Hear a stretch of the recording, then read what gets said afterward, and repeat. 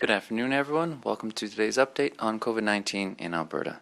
With us, as always, is Dr. Dina Hinshaw, Chief Medical Officer of Health for the province. Dr. Hinshaw will provide a brief update, and then we will open the floor to questions. Thank you, Tom, and good afternoon, everyone. Over the last 24 hours, we have identified 399 new cases of COVID-19 and completed about 10,400 tests. Our positivity rate currently stands at about 3.7%. We have identified 47 new cases of a variant of concern. This means that 734 of these cases have been identified since the first variant of concern was detected from a test sample from a returning traveller on December 15th. While any cases of a variant of concern are worrying, so far we have been able to slow the growth of these cases here in Alberta. In the past 6 weeks, the percentage of all of our cases has risen somewhat, from about 3% of all active cases in late January to about 9% of active cases today. Having said that, in other jurisdictions, they have seen a much more rapid growth of variants of concern as a proportion of all COVID cases, going from 3 to 4% to well over half of all cases in just 6 weeks. This means that our health measures, both the overall restrictions as well as the targeted measures for variant cases, are working to slow the growth, and if we continue to work together, we can continue to limit the spread. Looking to schools, there are active alerts or outbreaks in 259 schools, or about 11% of schools in the province. These schools have a combined total of 1,017 cases. There are 254 people in hospital, including 37 in ICU. Sadly, 2 new deaths were reported to Alberta Health in the last 24 hours. This leaves 2 more families grieving their loved ones, and my sympathies go out to them. My thoughts also go out to those who are in hospital or ICU, and to the families who are watching their loved ones battle this virus. Today, I want to talk about vaccines. Every day, there seem to be new developments about vaccines, new approvals, new shipments, expanded eligibility. And while this is all welcome news, it can be overwhelming to try and keep track of the latest information. To date, we have administered close to 309,000 doses of vaccine in our province. This includes more than 91,000 Albertans who have been fully immunized with 2 doses. I'm pleased to report that so far, close to 138,000 Albertans over the age of 75 not residing in continuing care or designated supportive living have been vaccinated or have appointments to be vaccinated.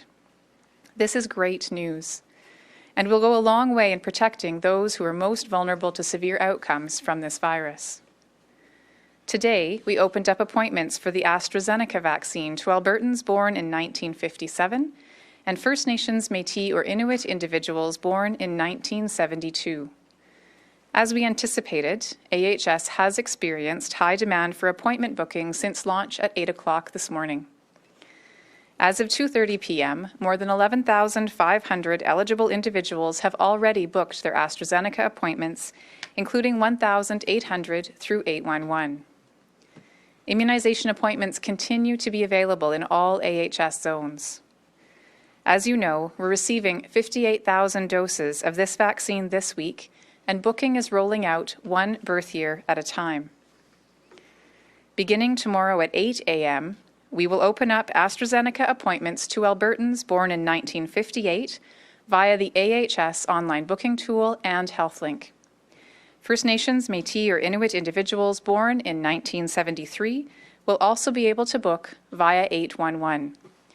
Individuals who were eligible today will retain their eligibility, and we will be adding this additional birth year, so there will be 2 years eligible tomorrow. We will continue booking eligible Albertans as AstraZeneca supply allows. We anticipate demand and 811 call volume will remain high in the coming days. If you can, we recommend that you book online. You can also try booking during off-peak hours to avoid the rush. I would like to acknowledge that rolling out all COVID-19 vaccines has been a mammoth logistical undertaking. And I want to thank the AHS teams, including Information Technology, HealthLink, Public Health and Immunizers, as well as pharmacies, for making this work possible. If you are eligible to get the vaccine, please do so and encourage your friends and neighbors to do so as well. The more people who become immunized, the less the virus will be able to mutate and the less it will impact our communities. In the meantime, as our vaccine supplies increase and all of us get closer to receiving a dose, please continue to follow public health guidelines in any activities that you do.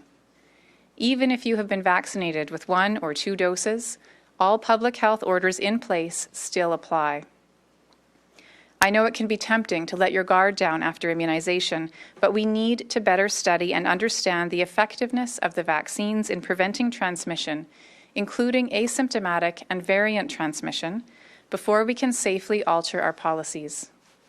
We will continue to provide updates on our immunization program here at home and any emerging evidence from around the world that relates to vaccine safety or efficacy. And we will update our guidance as soon as we know it is safe to do so. Thank you, and I'm happy to take any questions. All right, we'll go to the phone now. Operator, could you put through the first caller, please? First is Kevin Nimick with CTV Calgary. Go ahead, Kevin. Hi, Dr. Hinshaw. What safeguards are in place to make sure people aren't getting the AstraZeneca vaccine when they might have serious chronic conditions? Is it an honor system? I want to be clear that the AstraZeneca vaccine is not unsafe for individuals who have chronic conditions. We wanted to be able to offer those individuals the Pfizer or Moderna vaccine based on the NACI recommendations, and those individuals will be eligible, we anticipate, in early April. But if an individual who has a chronic condition wishes to receive AstraZeneca and they're in the appropriate age group, they could choose to do so. There is no requirement to prove that an individual is healthy if they wish to receive AstraZeneca vaccine, and again, they are in the eligible age group. Follow-up, Kevin? Yeah, are there particular conditions that you're concerned about that one vaccine might work better with than another? We're really looking at the National Advisory Committee on Immunization statement, which said, again, when we're looking at the timeline people may have to wait before they get vaccine, that we wanted to be able to offer those Pfizer and Moderna vaccines to those who are older. Again, that's the 2A that's starting next week, and those who have chronic conditions, which we anticipate will be starting in just a few weeks' time.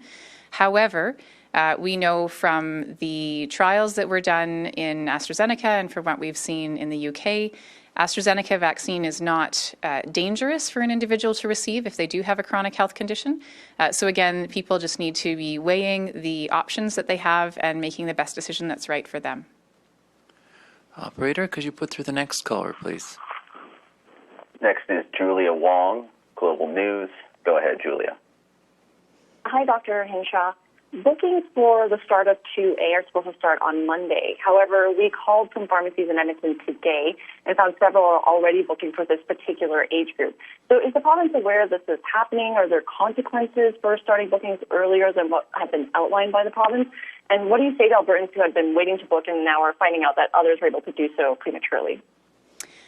It's really important to know that the pharmacies that are currently participating in the immunization program have been given Pfizer vaccine. The reason this is important is that Pfizer vaccine can be stored for many months at ultra-cold storage temperatures, and it can safely be stored for several days at refrigerator temperatures, but only for several days.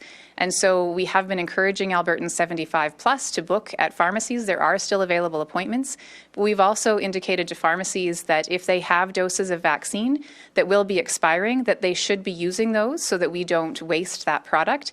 And so there may be some pharmacies that have appointments still open that haven't been taken by those 75 plus, and that they would then naturally go on to that next eligible category in order to not waste the vaccine. Is there a follow-up, Julia? Yeah, I guess I'm just looking to clarify because Albertans have heard 2A bookings aren't supposed to start until Monday. But if pharmacies are already doing that now, it seems to contradict what the province has previously said. I want to be really clear that we aim our start dates based on what we anticipate will be the dates when we move from one phase to the next. But in some individual specific locations, there may be, again, all those 75 plus in that particular location who want the vaccine may have already booked either through a pharmacy or through AHS. But if that particular pharmacy has doses, it's critical that those doses not be wasted, and therefore there may be a few days between now and Monday when some individuals who are in that next age group would be offered vaccine in order to not waste those doses. So again, it's not a change from our provincial rollout. It's a strategy that ensures that we're not wasting the very precious doses of these vaccines. Operator, could you put through the next caller, please? Next is Lauren Krugel with the Canadian Press.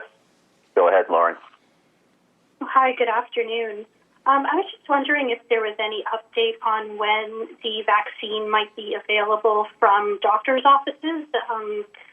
I think there was some mention of that a couple of weeks ago. We've been working closely with the Alberta Medical Association to put out an expression of interest process for physician offices and primary care networks who wish to offer the vaccine. And so right now we're in that process of receiving those expressions of interest, and then we'll be working with the AMA and with those individual clinics to be able to set them up, make sure that they have all of the appropriate requirements to be able to handle, store the vaccine, and provide appropriate documentation.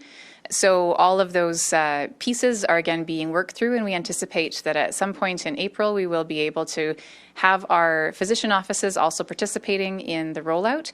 But we do need to make sure that we follow all of those steps, because in our influenza immunization campaign, for example, we have a relatively small number of physician offices offering the vaccine compared with a relatively large number of pharmacies. And so we need to make sure for those physician offices that wish to step up for COVID vaccine that we're ensuring all of that infrastructure is in place for that cold storage, for handling, and for the reporting of the vaccines. Is there a follow-up, Lauren?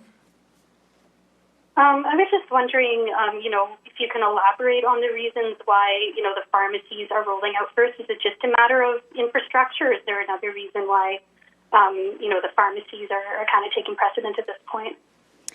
The pharmacies for several years have been the dominant provider of our influenza immunization program, which means that for the refrigeration cold chain requirements, the reporting requirements, and all of those things that are now part of legal obligations under the immunization regulations, the pharmacies have all of that set up that's used year over year in the influenza immunization campaign.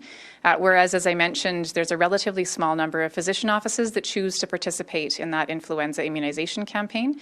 And so the ability to build off of that existing infrastructure is more readily available in pharmacies. We are very happy to partner with physician offices, and they will be a great addition to our rollout of vaccine to all Albertans. But we do need to make sure that that infrastructure and the reporting requirements are in place for all of the clinics that want to come on board, which is why it's taking a little bit of extra time. All right, we've got time for 3 more callers. Operator, could you put through the next one, please? Next is Julie Dettlejack with CBC. Go ahead, Julie. Hi, Dr. Hinshaw. I was just asking about the AstraZeneca rollout for subsequent birth years. What age group are you expecting to get to with the current batch of the AstraZeneca vaccine? And what do you say to people who are closer, let's say above 50, but not quite 64, who expect to get the vaccine in the next couple of weeks? It's difficult to predict. It really does depend entirely on what the uptake is in each birth year cohort as we roll out the additional years of bookings. So if we see a significant uptake in any one of these years that uses up all of that available vaccine, then of course we wouldn't be able to expand at this time to other years. What I would say to individuals who may be on the dividing line, so would have wanted perhaps to receive AstraZeneca, but we don't perhaps get to that birth year before we use up all of this particular product, is that we are anticipating receiving additional doses in the coming weeks. And ultimately, every Albertan who wants a vaccine will be able to receive one within the next several months. So we will make more vaccine available as soon as we get it, and we will provide those opportunities to all Albertans. But because we have limited supplies right now, we do need to make sure that we are targeting, again, using age as a criteria, and then very soon those chronic conditions. Is there a follow-up, Julia? Just with those chronic conditions, when will we be able to know what those are and when that will be expected? I don't have a firm date on when those will be released, but we, as I've said before, we are very close to finalizing that list, and I know that Albertans are very keen to know what that list is, and we hope to be able to share it soon. Operator, could you put through the next caller, please? Yes. Next is Steve Seto with 660 News. Go ahead, Steve. Thanks for taking my question. I was just wondering if there are any concerns that people may not be booking for AstraZeneca because of its efficacy rate and people wanting to wait for a Pfizer or Moderna shot, and could that increase concerns because of AstraZeneca's expiry date? We know that a little over half of the doses we received need to be used by April 2nd, and the rest of the doses that we received do have a longer expiry date. And with the uptake we've seen in this first age group, if that continues, I believe that we will have no issue being able to provide that vaccine to Albertans who want it well before the April 2nd date of that, again, slightly more than half of the doses. And we do have that longer time interval for the other batch.